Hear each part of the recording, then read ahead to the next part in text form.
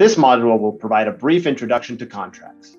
The main purpose is to provide general guidance for preparing an agreement that would govern a business relationship. This module will not address how to interpret existing contracts or resolve disagreements related to existing contracts.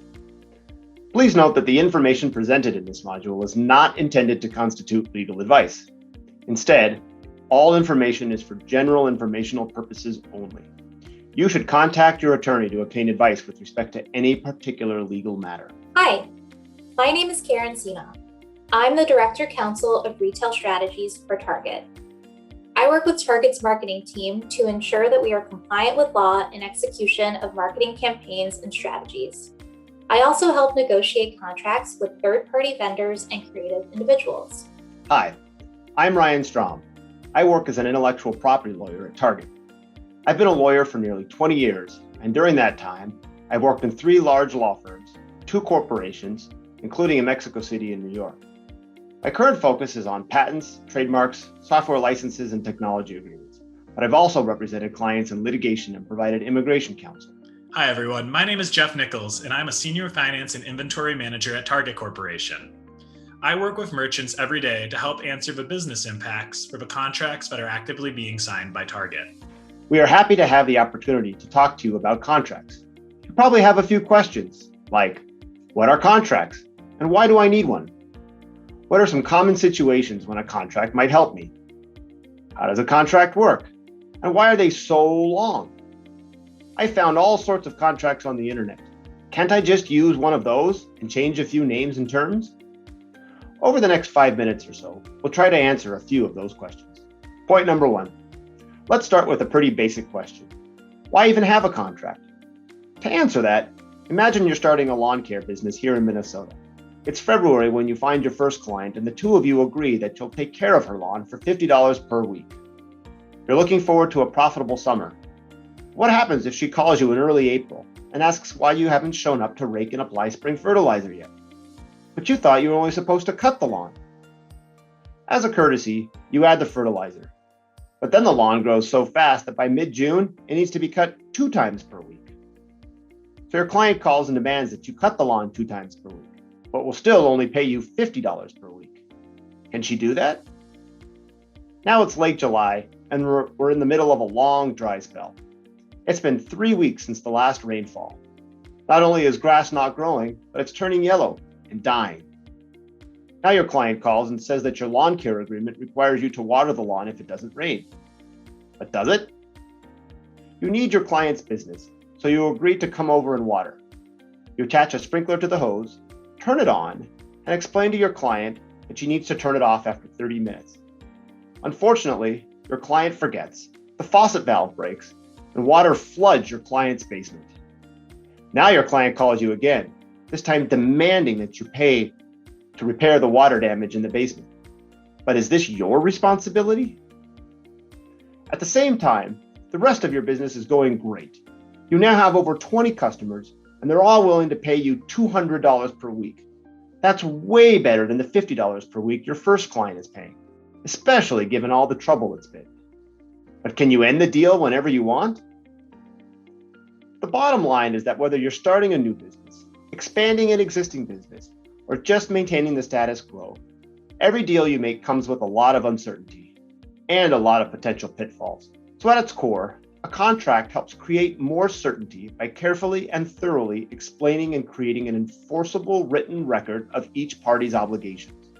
That way, and through the process of negotiating the contract, you can better assess whether the deal or arrangement you're about to commit to is good for your business. Key rights and obligations. Your agreement should spell out all of the key rights and obligations of each party. The more detail, the better. Here are some key basic elements and provisions at a high level that you should consider incorporating into your agreements. First, take a look at the entity or party names. The agreement should include the correct legal names of the parties involved so that the agreement is clear as to who is legally bound and who is responsible for performing the obligations set forth. The party to the agreement could be an individual, for example, John Smith, or a business, for example, John Smith LLC or John Smith Inc. Next comes the payment. The agreement should specify all of the relevant payment details. For example, how much is being paid, who pays whom, when are the payments due, and how will the payments be made? Will payments become due upon issuance of an invoice? If so, how many days do you have to pay or receive payment that invoice is issued? What about termination? It's important to set forth how and why your agreement can end. Termination is most commonly tied to a passage of time, for instance, 1 year, or upon the completion of a project, a service, or a deliverable. But what happens if the relationship goes south, or the other party doesn't uphold their end of the bargain, and you no longer want to be in that relationship anymore? Typically, agreements will allow for termination for cause, in which a party may terminate the agreement upon the occurrence of an event, typically a breach of contract. Some agreements might also include a termination for convenience, where a party may elect to terminate the agreement for any reason at all by providing notice to the other party. Indemnification provisions are important to make clear who is taking on the risk for various actions. This provision typically kicks in when one party to the agreement violates the rights of another person or entity, typically a non-party, to the agreement. For example, if Party A violates the rights of a third party or violates the law, Party A, through the indemnification provision, might agree to be responsible for any costs or expenses incurred by Party B due to Party A's bad behavior. In order to craft an indemnification provision that is right for you, consider what inherent risks might be associated with the subject matter of your agreement. These are just an example of a few key provisions that you should consider incorporating into your agreements. Ultimately, it's up to you to decide what provisions are most important to you. Some other provisions that might be helpful are confidentiality, insurance, and governing law. The point I would like to speak about today is when a contract should be written. There will be instances where any business should strongly consider signing a formal contract. The first instance where a contract could be considered is through a lease. Most businesses will need a dedicated office and possibly manufacturing space. A lease serves as the contractual agreement between the business and the property owner that secures the building or warehouse for a set period of time. Entering into a lease provides a level of security for both parties, as you'll have the rent price formally documented, the term of the agreement when payment is formally due, and any buyout or miscellaneous clauses which can be specific to your lease.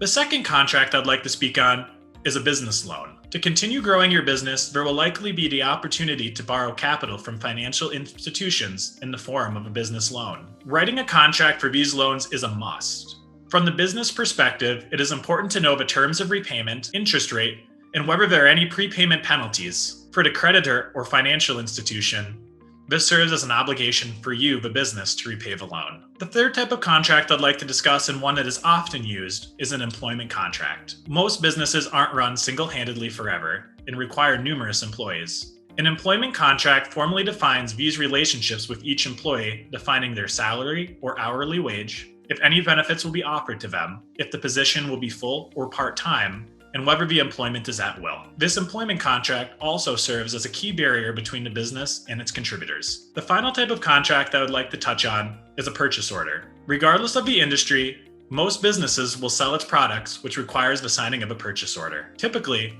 the buyer will pass along a purchase order, but it is important to understand that this is a contract to fulfill an order at a given time for the agreed-to payment terms. This is a binding contract between the parties and one that should not be overlooked. It is in the best interest of the business to negotiate the best terms for their well-being.